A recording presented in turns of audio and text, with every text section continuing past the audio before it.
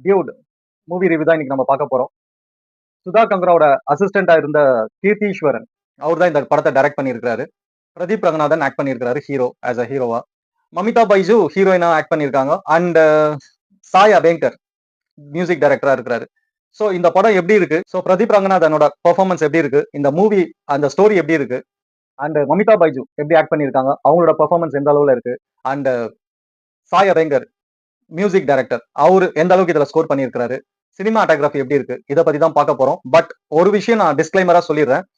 இந்த ஆட்டத்துல வந்து ஜெயிக்கிறவங்க best, தோக்குறவங்களும் best. ஆனா வேடிக்கை பார்த்துட்டு குறை சொல்றாங்க பாத்தீங்களா, அவங்க வர்ஸ்ட் அப்படின்னு நினைக்கிறவன் நான். சோ அதனால இங்க வந்து யாரையுமே கிரிட்டிக் பண்ண போறது இல்ல. ஏன்னா நம்மளுக்கு ஒரு 2 to 3 hours இல்ல 2.5 hours இல்ல 2 hours ஒரு மூவிக்கு போறோம்னா நம்மளுக்கு தேவை ஒரு என்டர்டைன்மெண்ட். அவ்வளவுதான் விஷயம். நம்ம மூவிக்கு போறது அங்க வந்து கருத்து சொல்லுவாங்க, அங்க வந்து இதை சொல்லுவாங்க அதை சொல்லுவாங்கன்னு போறதெல்லாம் வந்து என்ன பொறுத்த வரைக்கும் it's my own personal opinion. என்ன பொறுத்த வரைக்கும் அப்படி எதுவும் தேவையில்லை. 2 மணி நேரம் 2.5 மணி நேரம் டைம் பாஸ் ஆகுதா, போனா ஹாப்பியா ஜாலியா உட்காந்து என்ஜாய் பண்ணிட்டு வருமா, அவ்வளவுதான். இதுல இந்த இது டைரக்டர் இப்படி பண்ணிருக்கலாம், ஆக்டிங் இப்படி பண்ணிருக்கலாம், ஹீரோயின் இப்படி பண்ணிருக்கலாம், மியூசிக் இப்படி பண்ணிருக்கலாம், அந்த மாதிரி இந்த எந்த குறையும் இந்த ரிவ்யூல நான் சொல்ல மாட்டேன். ஏன்னா நான் ஸ்டார்டிங்கே சொன்னதுதான். இந்த ஆடுறவங்க வேடிக்கை பாக்குறவங்க 2 பேருமே பெஸ்ட்.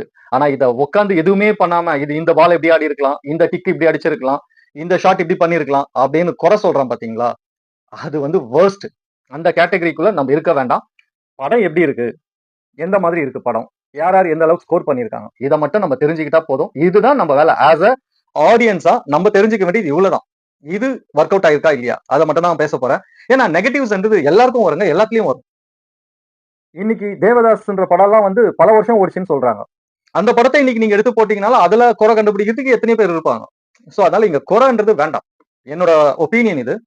ஏன்னா நிறைய பேர் பாத்தீங்கன்னா உட்காந்துட்டு இது இப்படி பண்ணிருக்கணும், அது அப்படி பண்ணிருக்கணும், ஏதோ சினிமாவே இவங்க தான் கண்டுபிடிச்ச மாதிரி எல்லாம் வந்து ரிவ்யூ கொடுத்துட்டு இருப்பாங்க. அவங்களெல்லாம் பார்க்கும்போது டே அவன் எவ்வளவு கஷ்டப்பட்டு எத்தனை கோடி செலவு பண்ணி எவ்வளவு எஃபர்ட் போட்டு நைட்டு பகல்னு சொல்லிட்டு எத்தனை ஆயிரம் பேரை வச்சு வேலை வாங்கி எல்லாமே அவ்வளவு கஷ்டப்பட்டு பண்றாங்க. நீங்க உட்காந்து ஒரு 10 நிமிஷம் 20 நிமிஷம் ரிவ்யூன்ற பேர்ல ரொம்ப ஈஸியா அவங்கள டாமினேட் பண்றீங்களேன்னு போது ரொம்ப ரொம்ப எரிச்சலா இருக்கும், ஓப்பனா சொல்லணும்னா. சோ அந்த தப்பு நம்ம பண்ணக்கூடாது அப்படின்றதுல நான் ரொம்ப தெளிவா இருக்கேன். அப்ப இங்க என்ன நீ முட்டு கொடுத்து பேச போறியா? அப்படிலாம் இல்ல. என்ன இருக்கு என்ன இல்ல அது போதும். இது சஜஷன்ஸ் எல்லாம் நம்ம சொல்ல வேண்டியது இல்ல. இல்ல முடிஞ்ச வரைக்கும் ஒரு விஷயத்த பாசிட்டிவா சொல்லிட்டு போவோமே. இதனால உங்களுக்கு என்ன லாஸ் இருக்கு, எனக்கு என்ன லாஸ் இருக்கு? மக்களுக்கு பிடிக்குதா அந்த படம் ஓடும். மக்களுக்கு பிடிக்கலையா அந்த படம் யார் நடிச்ச படமா இருந்தாலும் ஓடாது. அவ்வளவுதான் விஷயம். அது ரஜினியில இருந்து இன்னைக்கு இருக்க விஜய் வரைக்கும் எல்லாருக்குமே சாரும். சோ நம்ம ஜஸ்ட் ஆஸ் அ வியூவரா இந்த படம் எனக்கு எப்படி ஒர்க் அவுட் ஆயிருக்கு, எனக்கு பிடிச்சிருக்கா இல்லையா, அவ்வளவுதான் நான் இங்க சொல்ல போறது. ஓகேங்களா? அதை விட்டுட்டு இந்த படத்தை இப்படி டைரக்ட் பண்ணிருக்கலாம், இதை இப்படி பண்ணிருக்கலாம், அதை அப்படி பண்ணிருக்கலாம். அப்கோர்ஸ் சில நேரங்கள்ல இந்த தப்ப நானும் பண்ணியிருக்கிறேன். ஆனா இனிமே பண்ணக்கூடாதுன்றதுல நான் ரொம்ப தெளிவாயிட்டேன் சில இன்சிடென்ட்க்கு அப்புறமா. அதனாலதான் நான் இதை சொன்னேன். Okay, let's go to the content. So இந்த படத்தோட ஒன் லைன் எப்படி என்னன்னு பாத்தீங்கன்னா, நம்ம அந்த 7 நாட்கள் பாக்கியராஜ் ஒரு படம் ரீசெண்டா கூட கேடிவில பார்த்தேன் நான். அந்த படத்தோட ரிசம்பிளன்ஸா தான் இது தெரியுது. பட் அது வந்து இன்னைக்கு இருக்க ட்ரெண்டுக்கு இந்த ஜென்சி கிட்ஸ்க்கு பிடிச்ச மாதிரி 2K கிட்ஸ்க்கோ ஜென்சி கிட்ஸ்க்கோ பிடிச்ச மாதிரி ஸ்கிரீன் பிளே பண்ணியிருக்காங்க. இன்னைக்கு இருக்கிற யங்ஸ்டர்ஸ்க்கு ரொம்ப பிடிக்கும் இந்த படம். அந்த மாதிரி ஜாலியா கொண்டு போகணும்னு பிளான் பண்ணி தான் பண்ணியிருக்காங்க. அதுல வந்து டைரக்டர் வந்து சக்சஸும் ஆயிருக்கிறாரு. ஸ்டோரி என்னன்னு பாத்தீங்கன்னா, பிரதீப் ரங்கநாதன் வந்து ஒரு இந்த பிராங்க் வீடியோஸ் எல்லாம் பண்ற மாதிரி வீடியோஸ் ஷூட் பண்றது அந்த மாதிரியான ஒரு ஒர்க்ல இருக்கிறாரு. சோ ஸ்கூல் படிக்கும்போது ஒரு பொண்ணை லவ் பண்றாரு, அப்பா காலேஜ் படிக்கும்போது ஒரு பொண்ணை லவ் பண்றாரு. இப்படியே ஒரு பிளே பாயா ஒரு விளையாட்டா போயிட்டு இருக்குது. இந்த டைம்ல தான் மமிதா பைஜுக்கு வந்து ரொம்ப நாளா இவங்க ஃப்ரெண்டா வராங்க. அவர் வந்து சரத்குமார் வந்து இவரோட மாமா, தாய் மாமா. அவரோட பொண்ணு தான் மமிதா பைஜு. சோ இவங்க 2 பேருமே ரிலேஷன்ஸ்ன்றதுல ஒன்னா ஃப்ரெண்டா ரொம்ப ஃப்ரெண்ட்லியா இருக்கிறாங்க. சின்ன வயசுல இருந்தே ஒன்னா பழகுறாங்க, ஒன்னா இருக்கிறாங்க. ஒரு ஸ்டேஜ்ல மமிதா பைஜுக்கு வந்து லவ் வருது பிரதீப் ரங்கநாதன் மேல. அப்போ லவ் ப்ரப்போஸ் பண்றாரு. லவ் ப்ரப்போஸ் பண்ணும்போது இவர் அத்தனை பேருக்கு நடுவுல வந்து இன்சல்ட் பண்ணிடக் கூடாதுன்றதால் அப்போ அந்த ரிங்கை அக்செப்ட் பண்ணிட்டு தனியா கூட்டிட்டு வந்து, இல்லம்மா என்ன வந்து உன்னை வந்து இல்லம்மா என்னால உன்னை ஒய்ஃபா பார்க்க முடியல, லவரா பார்க்க முடியல, எனக்கு எந்த ஃபீலிங்ஸுமே இல்லை, உங்ககிட்ட ஜீரோ ஃபீலிங்ஸ் தான் அப்படின்னு சொல்லி அங்க அவங்கள வந்து அவாய்ட் பண்றாரு. ஸோ அப்போ ரொம்ப ஹர்ட் ஆகி இவங்க வந்து வெளிநாட்டு கிளம்பி போயிடுறாங்க படிக்கிறதுக்கு. ஸோ அதுக்கப்புறம் இவங்க திரும்பி வந்தாங்களா, இவங்க 2 பேருக்குள்ள லவ் வந்துதா, அந்த வந்த லவ் என்ன ஆச்சு, இதுதான் அந்த படத்தோட கதை. இந்த லவ்ல இவங்க 2 பேரும் சக்சஸ் ஆனாங்களா இல்லையா, இவ்வளவுதான் விஷயம், இவ்வளவுதான் ஸ்டோரி. ஆனா அதை இன்னைக்கு இருக்க மாடர்ன் ட்ரெண்டுக்கு ஏத்த மாதிரி கொண்டு போயிருக்கிற டைரக்டர். அவரு சுதா கொங்கராவோட அசிஸ்டன்ட்னு சொல்றாங்க. ஆனா அதுல ஒரு இடத்துல கூட அந்த டச் இல்லவே இல்லை. இவர் டோட்டலா வந்து வேற ஜானர்ல இந்த படத்தை கொண்டு போயிருக்காரு. நான் கூட சுதா கொங்கரா அவங்களோட அசிஸ்டன்ட் அப்படின்னும் போது சோ அந்த டச் எங்கேயாவது இருக்குமான்னு பார்த்தேன், இல்லவே இல்லை. சோ இந்த இடத்துல டைரக்டரா ட்ரெண்டுக்கு ஏத்த டைரக்டரா அவரை ப்ரூவ் பண்ணியிருக்கிறாரு. பிரதீப் ரங்கநாதன் சான்ஸே இல்ல. கிடைக்கிற இடத்தெல்லாம் ஸ்கோர் பண்றாரு. ஆஹ் பாதி ரஜினியும் பாதி தனுஷையும் வந்து ரிமைண்ட் பண்றாரு. அப்படிதான் அவரோட பெர்ஃபார்மன்ஸ் இருக்கு. ஆனா பெர்ஃபார்மன்ஸ் வைஸ் இதெல்லாம் வந்து ஸ்டைலு, ஸ்பீடு இதெல்லாம் வந்து இவங்க 2 பேரும் ரிசம்பிளன்ஸ் பண்ற மாரி இருக்கு. பட் ஸ்டைலு, ஸ்பீடு இத தாண்டி பார்த்தீங்கன்னா, தேவைப்படுற இடத்துல நல்லாவே நடிச்சிருக்காரு. இன்னும் சொல்லப்போனா சில இடங்கள்ல கொஞ்சம் ஓவர் ஆக்டிங்கா இருக்குது. But okay. அது ஒண்ணும் மூஞ்சி சுளிக்கிற மாரி இல்ல. Okay fine. அவருக்கு கிடைக்கிற இடத்துல அவரோட பெர்ஃபார்மன்ஸ் நல்லா இருக்கு. இன்னும் கொஞ்சம் செட்டிலா பண்ணியிருந்தா நல்லா இருந்திருக்கும். பட் ஓவராலா பார்க்கும்போது ஹி இஸ் குட்.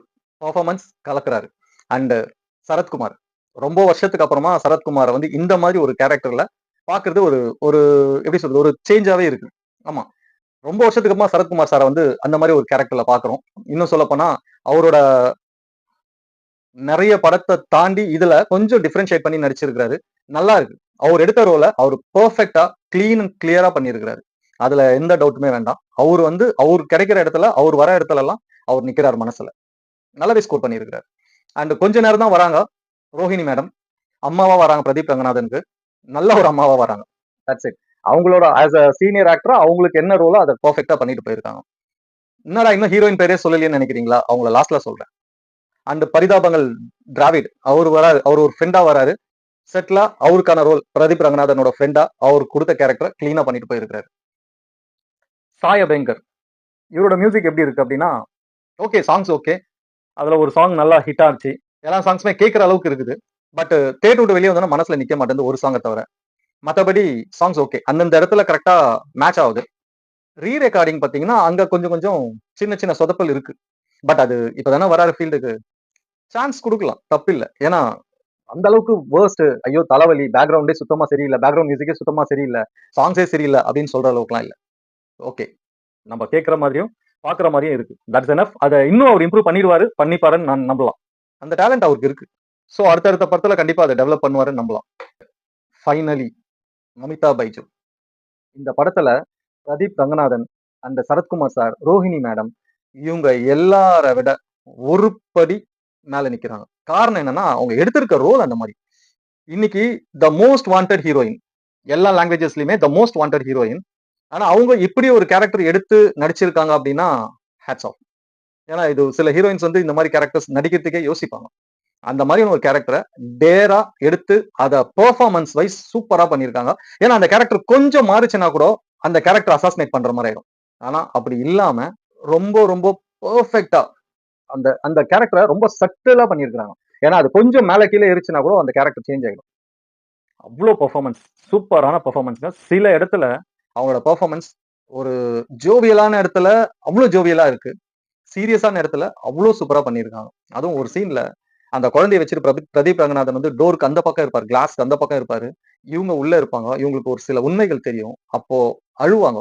அந்த சீன்ல வந்து செம்மையா ஸ்கோர் பண்ணியிருக்காங்க. Extraordinary performer. கண்டிப்பா ஒரு அவங்க வந்து கிளாமரா மட்டும் இல்ல, ஒரு மாடர்ன் கேர்ளா மட்டும் இல்ல. இந்த மாதிரி பெர்ஃபார்மன்ஸ் அவங்க கிட்ட இருக்குன்றது இந்த மூவில அவங்க ப்ரூவ் பண்ணியிருக்காங்க. சோ அந்த அளவுக்கு ஒரு எக்ஸ்ட்ரார்டினரி பெர்ஃபார்மன்ஸ். ஏன்னா அந்த ரோல், அந்த கேரக்டர் அந்த மாதிரி. ஆனா அந்த கேரக்டரை அவ்வளவு அழகா பண்ணியிருக்காங்க. அதுக்கு அவங்களுக்கு கண்டிப்பா பாராட்டு சொல்லணும். சரி, மைனஸே இல்லையானா மைனஸ் சொல்றதுக்கு நம்ம யாருங்க? இது இப்படி பண்ணிருக்கலாம், அது அப்படி பண்ணிருக்கலாம் தான் வீடியோட ஆரம்பத்திலேயே சொன்னேன்ல. அது தேவையில்ல. போய் 2 1/2 ஹவர்ஸ் 2 ஹவர்ஸ் உட்கார்ந்தா நம்மள ஐயோ தலை வலிக்குதுடா அப்படின்னு சொல்ற மாதிரி இல்லாம அந்த 2 ஹவர்ஸ் 2 1/2 ஹவர்ஸ் டைம் பாஸ் ஆகுதா? அதுக்கு இந்த படம் வொர்த். அவ்வளவுதான்.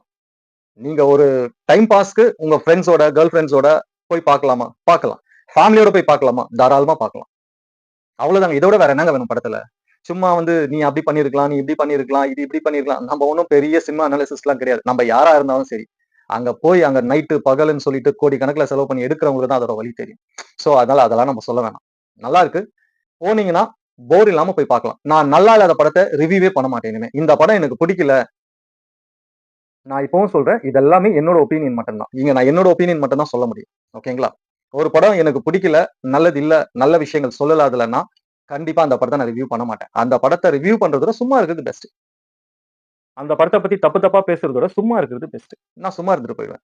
சோ ஓகே, மக்களுக்கு வந்து ஒரு 2 1/2 ஹவர்ஸ் டைம் பாஸ் ஆகும் அப்படின்னா மட்டும்தான் அதை பத்தி ரிவ்யூ பண்ணுவேன். சோ நம்ம சேனல்ல ரிவ்யூ வரலன்னா ஒண்ணு டைம் இல்லாம ரிவ்யூ பண்ணாம இருந்திருப்பேன். இல்லன்னா அந்த மூவி ரிவ்யூ பண்ற அளவுக்கு ஒண்ணும் இல்லைன்றது தான் மீனிங். அவ்வளவுதான்.